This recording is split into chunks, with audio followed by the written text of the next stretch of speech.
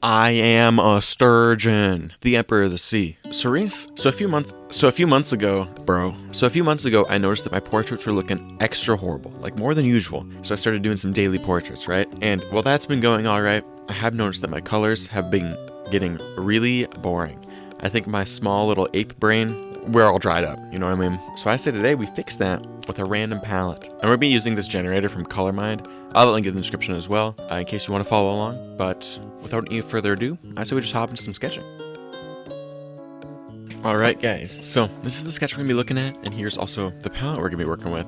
For a while I thought I was cooked, but I thought something where the center character is mostly the green and then like orange wings could look cool, and that brings us to base colors. So I think we're doing alright. I honestly don't know what I'm going to do with the wings for detail wise, but I'm thinking a little bit more abstract. I don't know quite yet how that's going to work out though, to be honest here. So I'm thinking just a simpler lighting scenario just to get warmed up, and maybe the next one a little bit more complicated. We'll have to see though.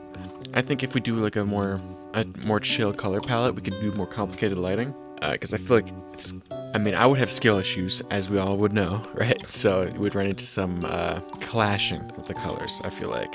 So, but if I choose a simpler one, hey, maybe we could get a little goofy with the lighting, you know what I mean? One of the reasons I did choose like the big sweater down here, not gonna lie, part of it might have been to run from my hand responsibilities, but also, okay, new lore, because I think it frames it well. It kind of finishes at the bottom. That's what my excuse will be.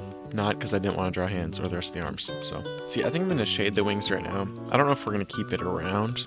This one little tip I have for shading is just like, don't jump right into the details. I still do that pretty often, especially with the face and stuff like that. You really want to block stuff out so you know that the lighting like makes sense overall before you start throwing a ton of the details in. Because it's like, first of all, it won't make sense because you'll have like tunnel vision. Because if you're like zoomed in here, like you don't know what the full picture looks like because you're not, looking at the whole picture. So just something to keep in mind, especially, I feel like that also speeds things up as well when you're not focused on like the one thing. Yes, I don't think I'm going to add much more shadow to this area or just the hair in general, because I can already see it getting pretty dark here. And even if we added a highlight like here, right, there won't be much there's not that much contrast like next to the highlights, you know what I mean? Because it looks like this whole area is a highlight. So what I typically do when we're in this situation is you just grab like the light shade color, make it a little bit lighter, and just lightly scribble it in here. You want to go pretty subtle, but because if you think hair is pretty shiny as well, it's not like one consistent thing, you can kind of toss it in some of the dark areas too. But now it looks a bit more uniform, and if we throw a highlight in, higher contrast. Another thing I've been working on is having my line art, or I guess sketch, you could call it too, just be thinner. I feel like it gives more room for the rendering to like breathe. We're working on it. It's kind of weird going from like a thick brush to a super thin one, because you have to be a lot more conscious of how you're doing stuff, because you can't just spam line weight and pray that it works out. I've been trying that method and it is good, so a little bit of growing pains here. And also, if you look at some of the old master paintings, you'll notice they use like a lot of different colors in the skin, like a lot of purples and blues and stuff. I'm sure there's some like inherent reason for it. I always thought it was like reflections of the environment, so that's how I think of it as. I don't know if that's the actual answer. If any of you guys know color theory, feel free to let me know.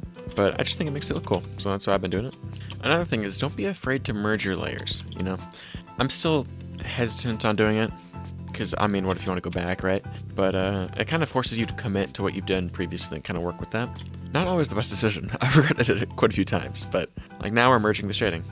So we're cooked if we want to change anything, but that also means we can't infinitely change the one thing, and it'll take forever. This will also help bring some of these shadows, bring them up, make them not so dark. There's no real method here, it's just kind of scribble where I think it'll work out. Not gonna lie, I just did do 20 brush strokes and I was like, what the fuck, is my pen broken? Nope, I was on an eraser. Let's go. Small brain moment. You guys are going to me for advice? Y'all are cooked. I'm cooked already. Alright, I think what I'm gonna do is finish rendering out the character and then do the wings last. So now we're doing highlights, right? But first, I want to adjust this color of the line art. I feel like it's a little too punchy in some spots, like the face here, the eyes just a little bit on the corners, to make it work a little bit better. And I also like to get a thinner brush. Like the brighter the light is, let me just restart there. So I like to get a thinner brush the lighter the color is. So it's like for shade, pretty thick brush, not a lot of detail. And then the like base color, a little bit more detail, highlight, a little bit more detail, and then the brightest, super thin brush. So that way it's really punchy, because you generally want those to be punchy. You could do it in reverse, I guess, and that could be a cool little effect depending on how the rest of the stuff works out. But that's at least just how I do it. And I think it's been working all right so far. So overall, a W. There you guys. I'm just gonna merge all this now. So we got one layer. Right. I think what I'm gonna do is bump it up to an orange. Not that orange. I'm just gonna add some color variation to the highlighted part right here. All right, so here's the first one. Just think about it. I think in hindsight, I probably should have planned the wings out a little bit better. I think they ended up turning out all right. I don't know if you can really tell exactly what they are, but I don't think they look horrible. So kind of a win, but not really. I think character turned out pretty well, honestly. Nothing too crazy. I think I worked with the palette all right. I did cheat a little bit with the skin tone. Chose like the light yellow and kind of moved it a little bit more pink, but if I can't cheat, what else am I supposed to do? Do the challenge the correct way? Nah. Here's the palette that we're going to be working with for the next one. I'll have to get thinking, and a little bit of pondering, and a little bit of sketching. Alright boys, this is the sketch we're going to be looking at for the second one. You could say a different theme than the last one. Significantly less of a baddie, but more badass, you could say. Maybe I've been watching too much Wendigoon, but I was liking the pagan horror kind of vibe. But I think it's turned out pretty well. Dude, can't go wrong with some horns, dude. One broken horn, big dude with a sword. I mean, come on, it's just a win. Here's the base colors, more natural. The purple, I'm gonna have like a little magic, like sparks and stuff. I'm gonna do that at the end. Hopefully it'll turn out well. Yes, it's gonna be pretty subtle, but hopefully it's pretty impactful as well. It kind of adds to it. You might cry if it doesn't work out, but I mean, that's pretty common. So, just typical, shading and all that. I'm gonna keep it pretty desaturated, and let's do a light coming from the top left. So we'll kind of have to keep that in mind. So this will all be shadow. Yeah, normally when it's a more complicated outfit, I like to go simpler lighting. But today we'll try something out, It's a higher risk, higher reward kind of thing. So it depends if you're feeling ballsy. But even if we miss like half the detail that's going on here, the vibe is still the same. So it's not the end of the world if it goes south, Also, side note, just devoured like 5 pounds of teriyaki chicken. I think I'm gonna have a coma and die. But I mean, overall win still. Ooh, I like that, the face shaded. I might do more stuff like this. I don't know if this would be more pagan or like more just Viking. I kind of had a reference for both and just kind of ended up fusing them. So I think it looks cool. I don't really know what to call it, but it's like the same. I mean, I don't know if you guys actually draw. How many of you guys do? Besides the people on my Discord server. Yeah, but I don't know how many of you guys draw. And then when people find out you draw, they ask what's like, oh, what do you do? What style do you do? I don't even know what to say, because it's like, I just say anime style because that's what I started out doing. But this isn't really that. Even like the girls aren't really too anime style, I've been just sticking with it because I still have pretty anime proportions. But I don't know if any of you guys got any better words for me to say when we class that. Let me know in the comments, because like my brain's small for that. Yeah, I think I might have to start branching out into more just themes, I guess, just genres. I don't know, like more wide range of scenes and stuff. So we're gonna have to be, that could be in one of the next videos, is trying out like expressions and stuff, but definitely I need to focus on that a little bit more, because I feel like that's one thing that really sets like a beginner to like a pro, is like how natural they can make their expressions look, and like especially the extreme ones, which I feel like is kind of what matters. I don't necessarily plan on doing like a manga or webtoon or whatever, but I would like to have this skill to be able to, if I really get a cool story. So I'm thinking really high detail on the helmet area. I'm going to really spam a lot of detail, helmet and chest piece. And after that, I'm going to stop caring, because I feel like that's kind of the focal point. So I also need to draw more bones too, because I think I have enough to like make it look like a bone or like a skull, but not enough to make it look cool. Because you can tell when someone like knows barely enough, and then also like, or like they know all they need to know, and like they can make it a S tier. We're definitely in that first group, but not forever. Maybe in this one, the real baddies, the friends we made along the way, Maybe this guy is like a fallen warrior, and like some necromancer reincarnated him, and then that's where that purple magic comes in. That could be cool. Maybe I could use like the purple as like tears or like blood. That's not the worst idea. We'll have to see how that actually plays out when it's like, on it, but we'll definitely have to try that. Yeah, I think I might need to do one more shade just for areas like this. And this kind of whole area here, I feel like they're kind of blending together. So we can do like a really dark shade and then reflection to bring that up, which I think is gonna be the plan. Here we go. So now what we gotta do merge that baby down, and we can work on a reflection here. I want this to be really subtle. Sometimes I go pretty out there, but this time definitely not. I actually don't hate this right now. I think it's looking good. So we gotta lock in so I don't cook it, so I don't absolutely annihilate the thing later. It always makes me nervous when I think the drawing's turning out well, because I'm like, oh shit. That means I might get confident and just destroy the whole thing. That's normally what happens, so. Especially with sketches. If I think a sketch is looking good, usually the drawing is like the worst thing ever and gets dropped. So now when I think I cooked on a sketch, I just leave it there. It's like the sketches in class on that line notebook.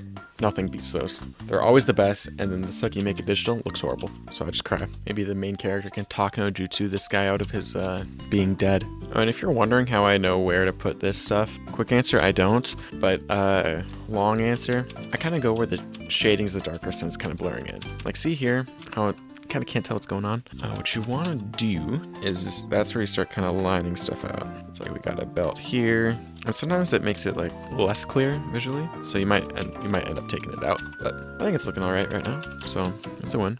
Now the real problem, cannot cook it when I add more details. I hope I cook, but I'm not cooked, you know what I'm saying? Gotta talk in the brain rot. Hopefully it'll activate my brain and turn it on for once. Although I did look at my screen time on TikTok, and let's just say now we have a timer on my screen time on my phone. So if you're wondering why why this video is late, talk to Maxwell the cat. And because this is leather armor, it's a natural thing, right? Leather be natural. So you'd think, oh, well, most natural things have pretty big variations in color. Like even brand new leather when it's like dyed, still has a pretty good variation. There's something to think about.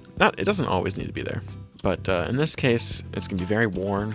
So the more colors, the better it looks. And I purposely made him like stumble a little bit. Like he's tilted a little bit to the right, because I think that he'd be very tired because he's mind controlled. Very just done, low energy. And then also one of the horns are broken off, so it'd be like lopsided, which I imagine that gets old pretty quick. Tell you what, that's not looking too bad. Let's see, I'm thinking like a forest would be a really cool background for this. I don't know exactly how I'm gonna do that. Tell you what, I say let's merge these bad boys down. One more, and we're gonna really polish it up. I think that's all we need for the character here. Let's try out a quick and dirty background. So since we have this blue here, that will be the ambient light because it's getting reflected. So there we go. Right, base situation right here. And it's been a while since I've done this. I did a drawing of like Tanjiro from Demon Slayer where I did it, and I think it turned out all right there. So I'm gonna try and remember how I did that. I think I just had like a gradient here, and it's gonna be a lot of scribbling to success. All right, so I'm not sure if this will look better or worse. Kind of a toss up here. I mean, because I want the character to still be pretty clear. So we might, I think blur's the play. That looks kind of cool, like he's crying out. I might change the actual purple to like a slightly different purple, but I'm liking the concept that we got going on. Do you not get the concept? Well, here are the two drawings we made today. You know, very, very different vibes, but I think the palette challenge is pretty fun. Yeah, if you want to follow along, you know, I got you. I got her. Oh my god. If you want to follow along, I have the generator in the description. If you draw and want to join, you know, talk more, I got a Discord server link in the description too for resolution of this stuff. Guess where? Also in the description. I think that's all I got for you guys though this week. So yeah, I mean, see ya when I see ya. Very consistent uploads over here. So you'll get a video when you get it. Blah.